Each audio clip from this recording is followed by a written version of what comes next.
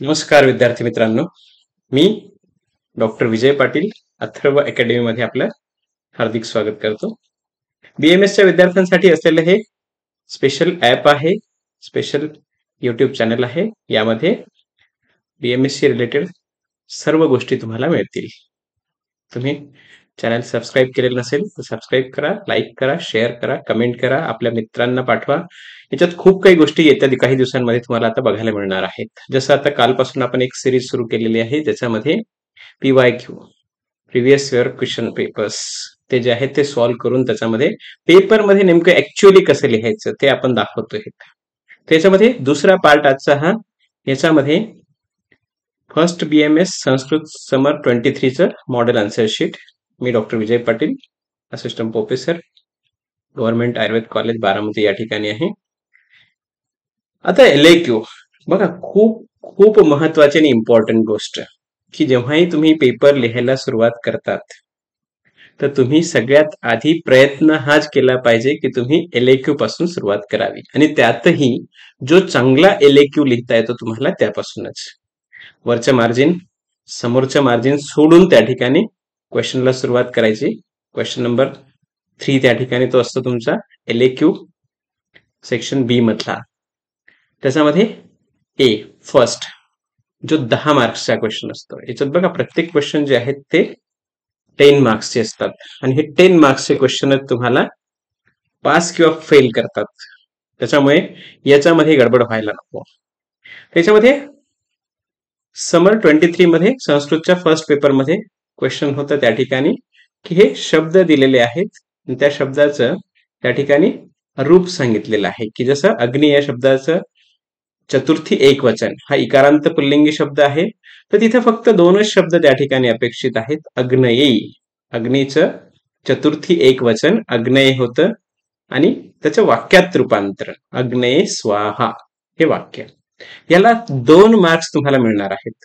म्हणजे याला 1 मार्क आणि याला 1 मार्क. तुम्हाला 2 मार्क्स 2 शब्द लिहिण्यामध्ये. बघा, अग्नेय आणि स्वाहा बस हे 2च शब्द त्या ठिकाणी आहेत. असं कोणत्याच विषयामध्ये नाही हे BMSचा की जिथे 2 शब्द लिहून तुम्हाला 2 मार्क्स मिळतील. 2 पॅरेग्राफ लिहिल्यानंतरही 2 मार्क्स मिळत नाहीत. इथं मात्र ते मिळू शकतात. दुसरं आहे अस्मद. अस्मद सर्वनाम आहे, त्याचं षष्ठी एकवचन विचारलेलं होतं. त्याचं मम हे षष्ठी एकवचन होतं. मम मित्रस्य नाम रमेशः अस्ति.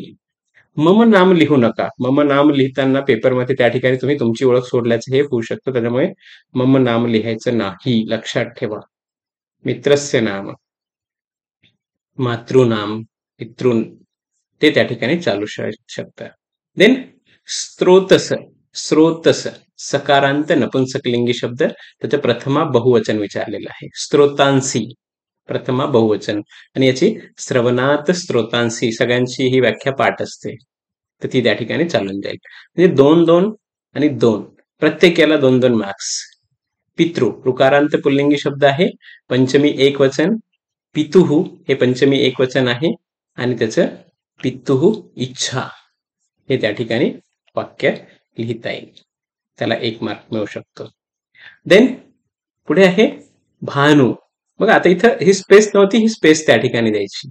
खाली त्या पेजमध्ये ते कम्प्लीट आणि सुटसुटीत वाटलं पाहिजे. बघा, लिहिताना हे प्रेझेंटेशन फार महत्वाचं आहे. भानू उकारांत पुल्लिंगी शब्द आहे, तृतीय एक वचन विचारलेलं आहे. भानुना हे तृतीय एक वचन आहे. भानुना यज्ञ क्रियते हे त्याचं वाक्य तयार होतं. त्याच्यानंतर दुसरा क्वेश्चन होता त्याच्यामध्ये समास. समास ओळखायचा, अर्थात सामासिक पद जर दिलेलं असेल तर त्या ठिकाणी त्याचं लौकिक विग्रह, फक्त लौकिक विग्रह करायचा, किंवा लौकिक विग्रह दिलेला असेल तर त्या ठिकाणी सामासिक पद. माताचं, पिताचं, पितरौ एकशेष द्वंद्व समास आहे. आता इथं एकशेष नाही लक्षात राहिले, द्वंद्व समास लिहिलं तरी चालेल, पण एकशेष द्वंद्व लिहिलं तर 2चे 2 मार्क्स मिळतील. द्वंद्व लिहिलं तरी 2 मार्क्स देऊ शकतो एक्झामिनर, जर त्याची इच्छा असेल तर. पण त्याच्यापेक्षा जर माहिती असेल तर पण 100% माहिती असेल तरच एकशेष द्वंद्व समास लिहायचं, अन्यथा द्वंद्व समास लिहिलं तरी 1.5 किंवा 2 मार्क्स पण मिळू शकेल. अर्धा मार्क कमी होईल फार फार किंवा होणारही नाही. देन कोष्ठगत. कोष्ठगत कोष्ठात गतः पंचमी तत्पुरुष समास आहे. इथं पण तसंच पंचमी माहिती नसेल कोष्ठात तर त्या ठिकाणी तुम्ही तत्पुरुष समास लिहू शकतात. दिने दिने. दिने दिने प्रतिदिनम. अव्ययीभाव समास. प्रति हे अव्यय त्या ठिकाणी आलेला आहे म्हणून अव्ययीभाव समास. कुंभकारः. कुंभम करोति इति उपपद तत्पुरुष समास या ठिकाणी हा आहे. देन पंचगंगम. पंचानाम गंगानाम समाहारः अव्ययीभाव समास आहे हा. नदीभिष्य या सूत्राने हे पंचगंगम. त्याच्यानंतर तिसरा क्वेश्चन याच्यामध्ये संधी. संधी करा किंवा संधी विच्छेद करा आणि सूत्र पण लिहायचं इथं मात्र हे लक्षात ठेवा कारण इथं 2 मार्क्स साठी आहे तर इथं सूत्र लिहिणं कंपल्सरी आहे. जसं अष्टौ प्लस अंगानी. अष्टावंगानी. एचो अयवायावह या सूत्राने औ जो होता त्या औचा आव झाला आहे. अर्थात हे जर नाही त्या ठिकाणी समजलं तुम्हाला एचो अयवायावह लिहिलं आणि पुढे स्वरसंधीचे हे सूत्र आहे हे जरी लिहून दिलं तरी त्या ठिकाणी तुम्हाला 2 मार्क्स मिळू शकतात. महौषधी. महा प्लस औषधी. रुद्धिरेचे या सूत्राने आ प्लस औ मिळून औ झालेला आहे. स्वरसंधीचंच हे सूत्र आहे. देन सद प्लस जनः. सज्जन. सज्जनः. हे बघा त्याच्यासाठी हे काही शब्द काही विसर्ग सुटलेले असते ना पेपर शेवटी देताना त्या ठिकाणी ते चेक करायचं असतं. जसं या ठिकाणी हा विसर्ग सुटलेला होता तो आता मी त्या ठिकाणी टाकला किंवा मध्ये स्पेस द्यायची राहिलेली होती. अर्थात स्पेस देताना तुम्हाला ते लिहिताना हे करावं लागेल विसर्ग वगैरे देऊ शकतात. इथं सूत्र येतं स्तोह श्चुनाह श्चुः या सूत्राने द चा ज झालेला आहे. व्यंजन संधीचं हे सूत्र आहे. देन इत्युक्तम. इति प्लस उत्तम. इकोनचे सूत्राने ईचा य झालेला आहे. स्वरसंधीचं हे सूत्र आहे. त्याचप्रमाणे प्रति प्लस एक प्रत्येक. इकोनचे सूत्राने ईचा झाला. स्वरसंधीचं हे सूत्र आहे. असे 2-2 मार्क्स तुम्हाला इथं इझिली मिळू शकतात. देन पुढचा जो क्वेश्चन आहे त्याच्यामध्ये 2 पार्ट्स असतात. इथे 1-1 मार्क्सचे क्वेश्चन आहे. इथं लख आता इथं त्या ठिकाणी धातू दिलेला आहे आणि त्याचं प्रत्यय दिलेला आहे. लिख धातूला शत्रू प्रत्यय लागला तर लिखत बस तेवढंच लिहायचं आहे. लिखत हा शब्द तयार होईल. वद धातूला त्वा लागला तर उदित्वा. रच धातूला तुमून लागला तर रचितुम. रचयितुम. रचितुम नाही रचयितुम. मन प्लस अनियर मननीय. लभ प्लस शानस शानच लभमान. याला 1-1 मार्क आहे प्रत्येक 1-1 शब्दाला. देन पुढचं जे आहे ते प्रयोग. प्रयोग मध्ये पण त्या ठिकाणी बघा ब्राह्मणः पुस्तकानि नयती. ब्राह्मणेन प्रथमा होते तृतीय झालेली आहे. पुस्तकानि तसंच राहिलेलं नयतीचं नियंते. आत्मनेपदी परस्मैपदी जे आहे ते त्या ठिकाणी परस्मैपदी असेल तर आत्मनेपदी आणि आत्मनेपदी असेल तर परस्मैपदी.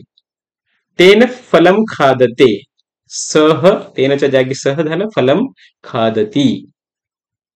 जनाः हसन्ति.